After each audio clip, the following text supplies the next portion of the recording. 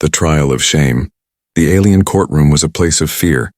It was a massive hall carved from black stone, lit by glowing blue crystals that hung like cold stars above. Hundreds of alien eyes watched from the high seats, whispering, mocking, and waiting for the ritual to begin. At the center stood a young Vulpine woman, her furred ears pressed flat against her head, her tail stiff with fear. Her wrists were bound with silver bands that shimmered under the lights, a sign that she had been judged guilty even before the trial began. The Council of Elders sat above her, tall and proud in their robes of silver and red. Their voices were sharp, their words cutting like blades. "The law is clear," the High Elder hissed, his voice echoing across the chamber. She must face the ritual of shame. She must undress before the court, for only then will justice be satisfied. The crowd roared in approval, their voices cruel, their laughter like claws against stone. They saw the woman not as a person, but as a lesson, a sacrifice to keep their ancient law alive. But among the sea of alien faces there was one who did not laugh, one who did not jeer or mock. It was a human, standing tall at the edge of the chamber, his plain clothes marking him as an outsider. He had no power here, no voice in this council, no right to interfere in alien matters. And yet his presence unsettled the room. For when the others looked with hunger or scorn, his eyes looked with something else. His gaze was steady, calm, and gentle. He did not see an object of shame. He saw a person trembling in fear. The woman felt the weight of the stairs crushing her, but when her eyes met his, she froze. It was strange, in a room full of enemies. His gaze did not strip her, it covered her. It was not fire, it was light, it was not mockery, it was respect. Her heart beat faster, not in terror this time, but in something she could not name. The High Elder's voice broke the silence again. "Begin the ritual," he commanded. Guards stepped forward, their claws clicking against the stone, their shadows stretching long across the floor. The woman's breath came fast, her hands shook, and the bonds cut into her skin. The crowd leaned forward, eager to see her humiliated. Eager to see the law satisfied, they whispered. "She will learn her place," they sneered. "This is justice," but the human did not move. His eyes never left hers. He gave no command, no word, only a silent promise that he would not look away. And in that moment, something inside her shifted. The fear was still there, but it was not alone. There was also defiance, there was also hope. The guards reached for her, their hands rough and cold. The crowd cheered, the elders nodded in pride. But the human's gaze was stronger than the law. It told her that she was not broken, that she was not a tool for their ritual. It told her that even if the galaxy stood against her, at least one soul stood beside her. A murmur spread through the court. Why did the human not lower his eyes? Why did he not obey the custom? "Humans do not understand honor," one alien spat. "Humans are blind to our truth," another hissed. Yet the whispers carried fear as well as hate. For deep inside they felt the crack forming. If one outsider could resist the law, then perhaps the law was not as eternal as they believed. The woman's breath steadied. Her shoulders lifted, her eyes locked on his. The guards tugged at her chains, but she no longer felt like prey. Something invisible held her up. Stronger than steel, she could not explain it. But she knew this. The law wanted to strip her, but the human's gaze clothed her. The ritual wanted to shame her, but the human's presence gave her worth. The High Elder slammed his staff against the stone, his voice sharp with anger. "Begin now," he roared. But even his command sounded weaker in the silence that followed. The crowd's laughter had faded, replaced with uneasy murmurs. Eyes that once burned with cruelty now flickered with doubt. And in the center of it all, a human and a Vulpine woman shared a silent defiance. The trial was far from over, the danger was still real. But the first crack had appeared in the wall of fear, and in that crack hope began to grow. The human who would not look away. The silence in the alien court grew heavier. The air was thick, filled with the smell of fear and old stone. The Vulpine woman felt her heart beating like thunder in her chest. Her body trapped by chains, her dignity trapped by the law. But there was still one thing that chains could not control. One thing the law could not touch, his gaze. The human stood tall among the crowd, yet he looked like no warrior. He had no weapons, no armor, no banners of power. His clothes were plain, his face was calm, but his eyes carried something no one else in that chamber had. They carried kindness, they carried respect, and for a moment, she forgot the fear that had crushed her since the trial began. The guards paused, confused by the stillness. They were trained to obey orders, to carry out punishment without thought. But something about the way the woman stared back at the human unsettled them. Why did she look stronger instead of weaker? Why did shame turn to fire in her eyes? The High Elder noticed too. He leaned forward on his stone throne, his lips curling into a sharp snarl. "Human," he said, his voice cold and sharp. "Why do you remain? Why do you not turn away? Why do you dishonor our law with your stare?" The words echoed across the chamber, each one meant to break, to humiliate, to crush. But the human did not bow his head, he did not lower his eyes. Instead, his voice rose, calm yet unshaken. "I look because I see her dignity," he said. "I look because no law can take that away." The chamber gasped. No one had ever spoken against the ritual. No one had dared to defy the elders in their own hall. Whispers spread like fire in dry grass. "Did you hear him? A human dares speak of dignity. What madness is this?"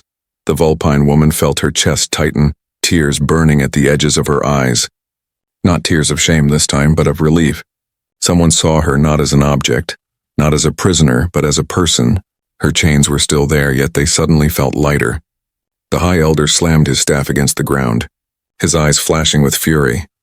"You are an outsider," he thundered. "You have no place here, no voice in this chamber. Silence yourself or be silenced forever." His words shook the walls, and the guards stepped closer, claws clicking, ready to drag the human away. But still the human did not flinch. He looked up at the elder, his voice low but filled with steel.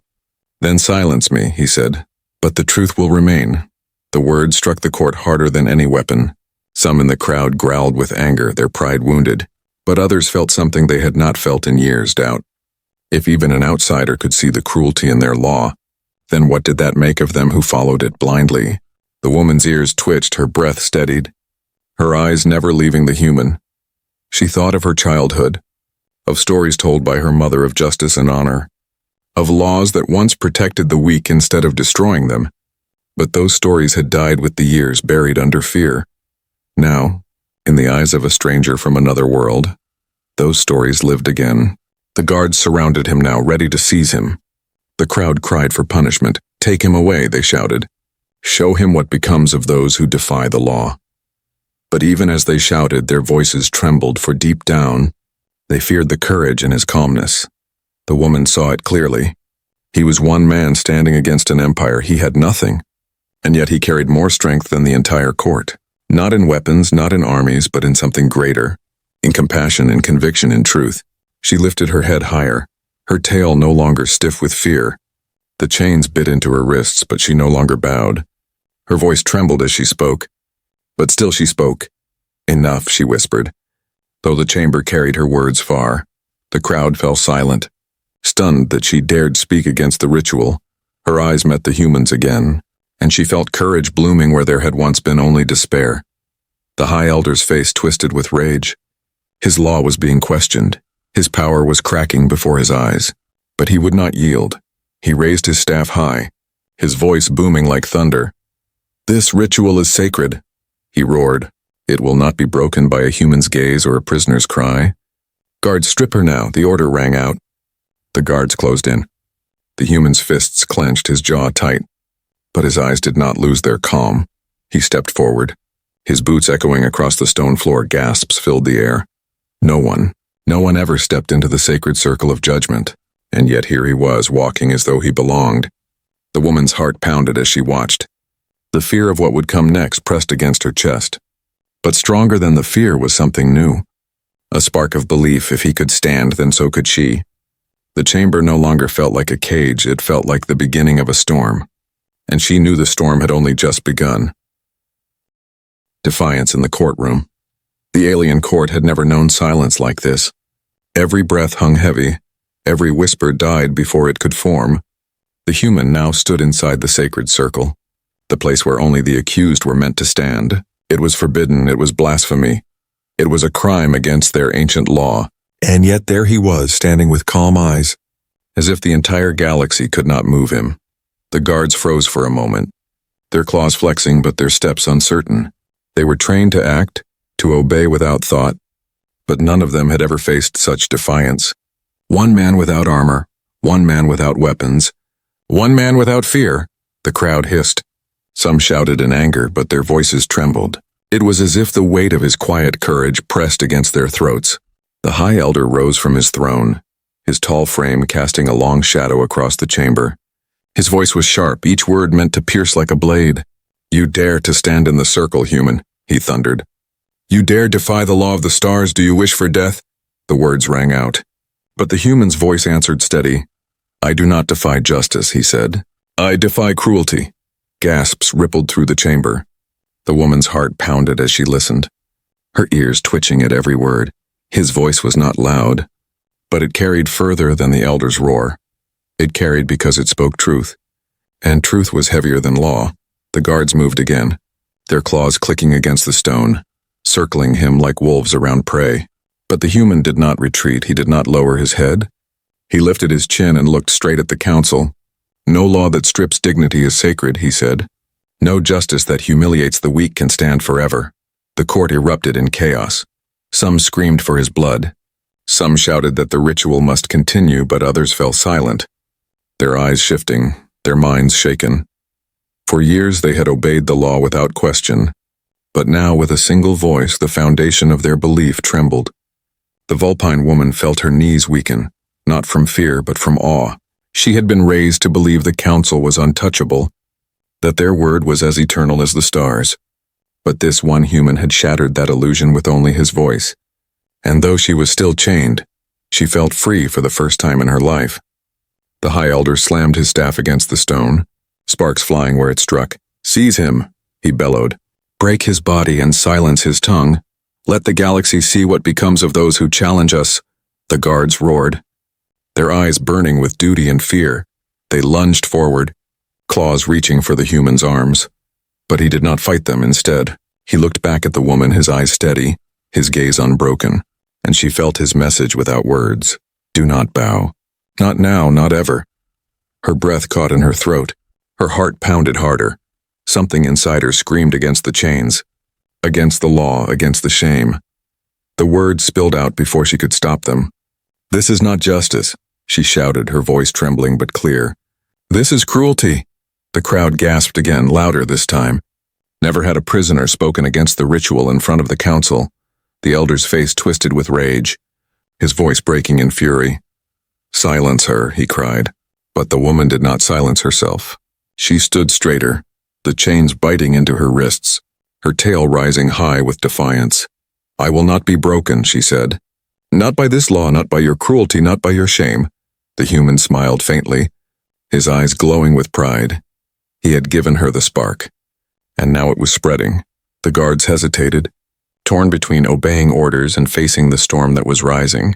The crowd erupted again, some cheering the defiance, some screaming for punishment. The chamber shook with voices, the walls echoing with chaos. The elder tried to regain control, slamming his staff again. "This court will not be mocked," he roared. "The law is eternal, and those who stand against it will burn." But his words no longer held the same power. They sounded desperate, weak, even hollow. The human's presence had broken the spell of fear, and the woman's courage had given the people something they had long forgotten: hope. The guard seized the human at last, gripping his arms, forcing him to the ground. But he did not cry out, he did not beg, he did not show fear. His calm silence was louder than their chains. The woman's heart ached at the sight, but she knew this was not the end. The storm had begun, and storms could not be stopped once they broke. The High Elder sneered, thinking he had won, but in truth, the courtroom had already changed. The people no longer looked at the council with blind faith. They looked at the human, they looked at the prisoner, and they began to question everything they had ever believed. The law was cracking, and with every crack, light began to shine through the chains of the law. Crack. The guards pressed the human to the ground, their claws digging into his arms, their weight heavy on his back. The High Elder's voice echoed, sharp with victory. "See how easily the outsider falls. See how fragile their defiance is. The law will not bend. The law will not break." But his words no longer filled the chamber with power. They felt thin, weak like smoke that could not hide the fire growing beneath. The Vulpine woman stood tall despite her chains, her body trembling but her spirit unbroken. She looked down at the human, and even bound, even held down, his gaze was steady, his eyes unshaken. He gave her no orders, no demands. only the same gentle strength he had shown since the moment she first saw him. And it was enough. It was more than enough. A murmur grew in the crowd. Some aliens looked away, ashamed. Some stared in silence, their thoughts turning like storms. And a few even whispered in secret, "Perhaps the law is wrong." The guards froze at those words, their ears twitching, for even they had never heard such whispers inside the sacred hall. The High Elder slammed his staff down, sparks leaping from the stone. "Obey," he thundered, his voice cracking under the weight of panic. "Strip her now, humiliate her, break her before the law, and let this human see what becomes of defiance." But no guard moved. Their claws flexed, their eyes darted nervously. They had carried out the ritual many times before, without question, without hesitation, yet now, with one human's gaze and one woman's defiance, doubt had entered their hearts. Doubt was a poison, and it spread fast. The woman's voice rose above the silence. "You call this justice, but it is nothing but fear," she cried. "You call this law, but it is only chains. You strip us not to honor truth, but to keep us broken, to keep us silent." Her words cracked the air like lightning. For the first time in her life, her voice was heard, truly heard, and the crowd shuddered at the force of it. The human lifted his head despite the weight on his back. His voice was calm, but it carried strength. "The law is not eternal," he said. "It is only as strong as those who believe in it, and belief can change." The council members shifted uncomfortably, their faces pale beneath their robes. Never had their chamber felt so unstable. Never had their power felt so fragile. One elder whispered to another, "If the people turn, if the guards falter, the law will not hold." The High Elder snarled, his pride burning hotter than his fear. "They will not turn," he growled. "They cannot," but they were already turning. Eyes that once stared with hunger now flickered with shame. Voices that once mocked now fell silent. Even the guard's grips weakened as the human slowly pushed himself up from the floor, chains biting into his skin but failing to bend his will. The Vulpine woman lifted her chin, her tail swaying proudly, her voice steady as stone. "I am not your prisoner," she said. "I am not your sacrifice. I am not your shame." The words rang like thunder. She pulled against her chains, and though they cut into her wrist, she did not stop. Her strength was not in muscle but in spirit, and spirit was harder to break than steel. The chamber shook with the force of change. The High Elder shouted again, desperate, "Silence her, silence him, silence them both." But the guards hesitated, looking at one another unsure. Their claws no longer obeyed without thought. Their hearts no longer moved without question. The human stood now, blood on his arms, sweat on his brow, but his gaze unbroken. He looked at the council and spoke once more. "You cannot silence truth," he said. "You can chain bodies, but not spirits. You can break bones, but not dignity." The crowd erupted, not in laughter or jeers, but in voices rising together. Some shouted for freedom, some for change, some simply cried. It was not order, it was chaos, but chaos was the birth of something new. The High Elder's staff struck the stone again, but this time it cracked. A thin fracture spread across the floor. Sharp and jagged, it was a sign, a symbol, a wound in the very foundation of the law. The woman's eyes widened as she stared at it. The chains rattled, the guards hesitated, and for the first time in centuries, the sacred ritual faltered. The law was no longer absolute. The law was no longer untouchable. The chains of fear were cracking, and once they broke, nothing in the stars could bind them again. A choice of worlds, the chamber shook with voices. The High Elder's law had cracked, and the sound of it echoed in every corner of the hall. The council shouted commands, their voices rising in panic, but no one moved with the same obedience as before. The guards shifted uneasily, their claws scraping against the stone. But hesitation had entered their hearts. For the first time in centuries, the law did not feel eternal. It felt weak, it felt broken. The Vulpine woman stood tall in her chains, her eyes blazing with fire. Her voice cut through the storm like a blade. "You call this justice," she said, "but it is only fear disguised as power. It is only cruelty wearing the mask of law." The crowd gasped. Some shouted for silence, but others nodded quietly. Her words had touched something they had buried long ago. The High Elder slammed his cracked staff against the ground, his face twisted in rage. "You dare speak against the council, against the law of the stars," he bellowed. "You are nothing but a prisoner, nothing but a guilty soul.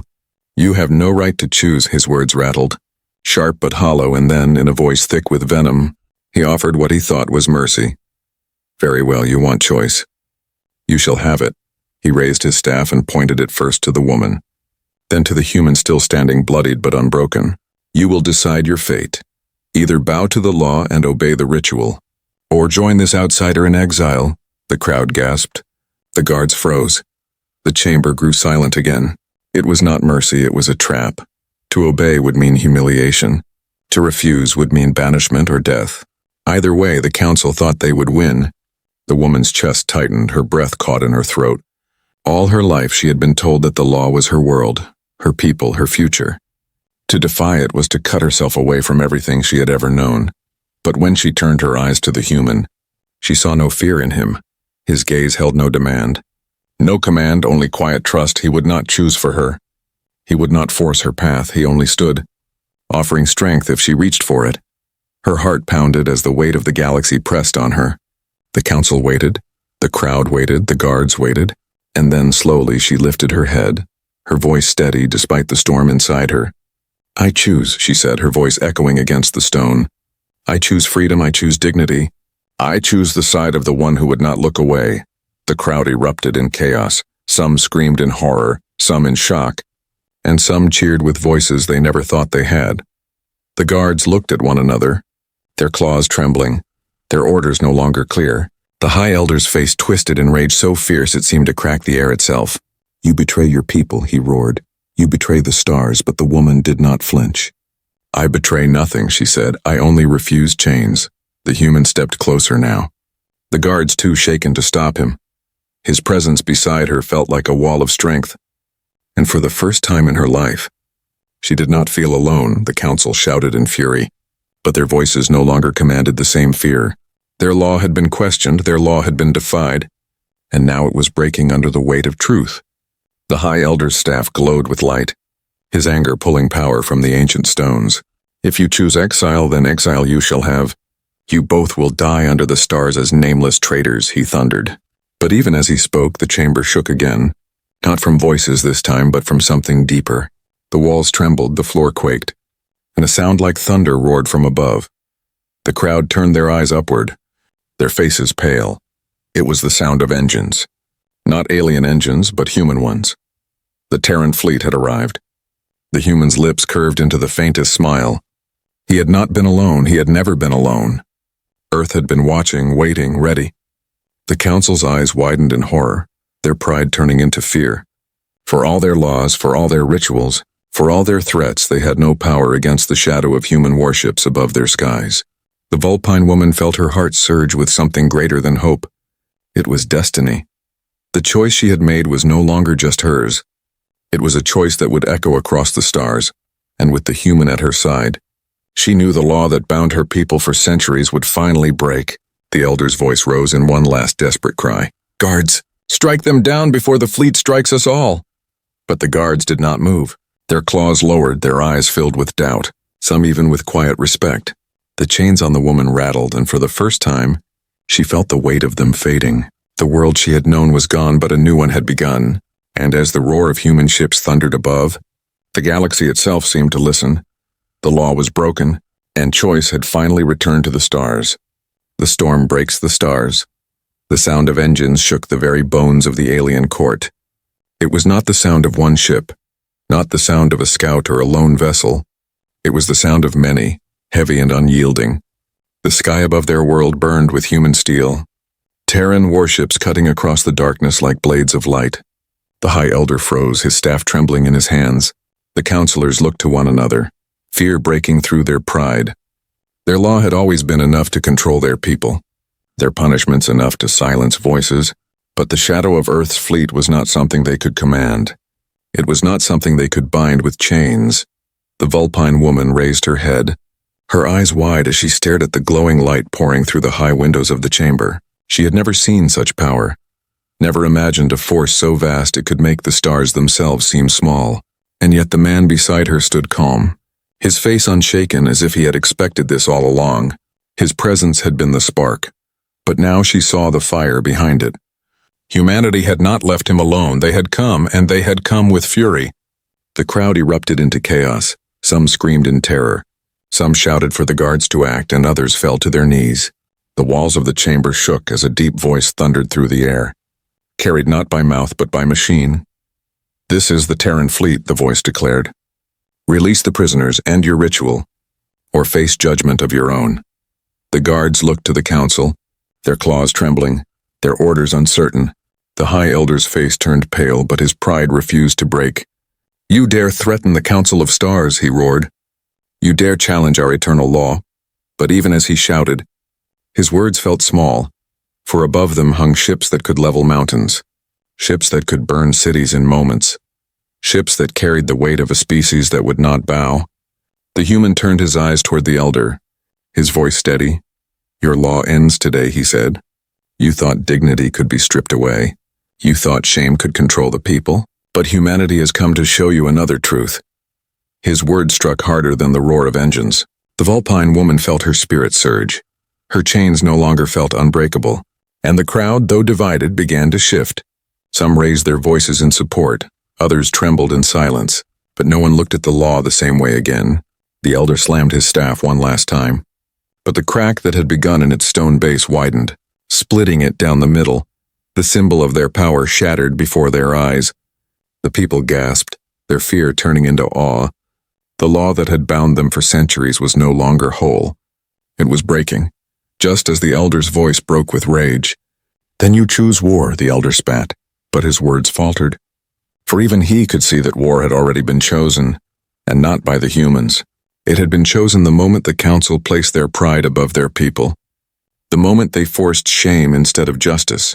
The moment one human stood and refused to bow, the Terran fleet descended lower, the thunder of their engines pressing against every chest in the chamber. The guards lowered their claws, some dropping their weapons, their eyes torn between fear of the Council and respect for the human. The woman stepped forward, the chains rattling, and with one final pull she broke free. The sound of snapping metal rang through the court, louder than the Elder's staff, louder than the crowd's voices. It was the sound of freedom. She stood beside the human now, no longer bound, no longer ashamed, and together they faced the Council. "You cannot strip me anymore," she said, her voice strong. "You cannot silence me. Not with chains, not with fear, not with law." Her words carried into the crowd, and for the first time they answered back. Some shouted, "No more chains," others cried, "The law is broken." The chamber had become a storm that could not be stopped. The High Elder's hands shook, his eyes wide with fury and fear. "You will destroy us all," he hissed. But the human answered calmly. "No," he said. "We will free you." Above them, the Terran ships locked into formation, beams of light piercing through the sky. The stars themselves seemed to tremble as the weight of history shifted. One people's law was crumbling, another people's courage was rising, and in the center of it all stood a human and a Vulpine woman. No longer prisoners, no longer alone. The galaxy watched, stunned, as the storm of change broke across the stars. Gentle eyes, unbroken spirit. The thunder of engines still echoed across the skies. But inside the chamber another storm had already begun. The old law had cracked, the staff of the High Elder lay shattered, and the chains that once bound the woman lay broken at her feet. For the first time, the people in the hall did not look at the Council with fear.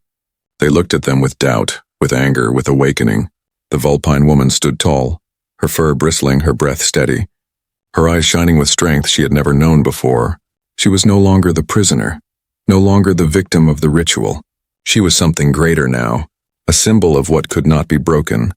Beside her stood the human, his arms bruised, his body weary, but his gaze as gentle and unshaken as ever. That gaze had given her strength when all seemed lost, and now it gave strength to the crowd as well. The High Elder staggered forward, his voice cracking with desperation. "You fools!" he shouted. "You think this human saves you, but he dooms us all. Their ships above are not salvation. They are chains of another kind. Bow to them and you trade one master for another." His words rang out, but they carried no weight anymore. They sounded hollow, desperate, like a man drowning in his own lies. The human lifted his head and spoke, his voice calm but unyielding. "Humanity did not come to chain you. We came to stand for those who could not stand for themselves. We came because no law should ever demand humiliation as its price for obedience." The chamber fell silent. The people listened, their hearts torn between fear and hope. No one had ever spoken to them this way. Not with threats, not with commands, but with truth. The Vulpine woman stepped closer to the council, her chains dragging behind her as proof of what had been done. "You called this law eternal," she said, her voice sharp but steady. "But it broke the moment I refused to bow. It broke the moment he refused to look away. And now it is gone." Her words shook the elders more than the sight of the fleet above. They saw in her eyes something they had not seen in generations. Freedom. The guards lowered their weapons fully now, their eyes shifting to the human, then to the woman. Slowly, one by one, they stepped back, no longer willing to fight for a law that had lost its power. The people in the crowd rose from their seats, their voices joining together. "No more chains," they cried. "No more shame." The high elder fell back, his pride finally crumbling. His voice turned into a whisper, bitter and broken. "This cannot be the end," he said. But no one answered him. The council's silence was louder than his words. The human turned to the woman, his gaze soft despite the chaos around them. "You are free now," he said, "not because of me, but because you chose it." Her heart tightened at those words, tears forming in her eyes, not of sorrow but of release. All her life she had believed she was nothing but what the law told her she was. But now she knew the truth. She was more. She was worthy. She was unbroken. The chamber doors burst open, and light from the Terran fleet spilled inside. Bright and blinding, it washed over the walls, over the crowd, over the broken staff of the elder. It felt not like invasion, but like dawn. A new day had begun. The Vulpine woman walked forward, the human at her side. Every step she took echoed like thunder in the hall. Every breath felt like victory. The people parted to let them pass, their eyes wide, their voices whispering of change. Some bowed not to law, but to dignity, not to chains, but to freedom. At the great doors she stopped. Turning to face the court one last time, her voice was strong, carrying over every whisper, every breath. "You asked me to undress for shame," she said, "but instead you stripped yourselves bare. The truth is clear now. Your law was never eternal. It was only fear, and fear has no power when courage rises." The chamber fell silent. And then slowly the people began to cheer. It started with one voice, then another, then dozens, until the hall thundered with cries for freedom. The council sat frozen, powerless, drowned in the storm they had once controlled. The human placed a hand gently on the woman's shoulder, his eyes still calm, still kind. "You began this," he said softly. She shook her head, a small smile on her lips. "No," she whispered back. "You did, with your eyes." Together they stepped out into the light, into a world forever changed. The Terran fleet waited above, not as conquerors, but as witnesses, and the galaxy would remember this day. The day a human's gentle gaze defied the stars, the day a prisoner became free, the day chains broke and spirits rose unbroken.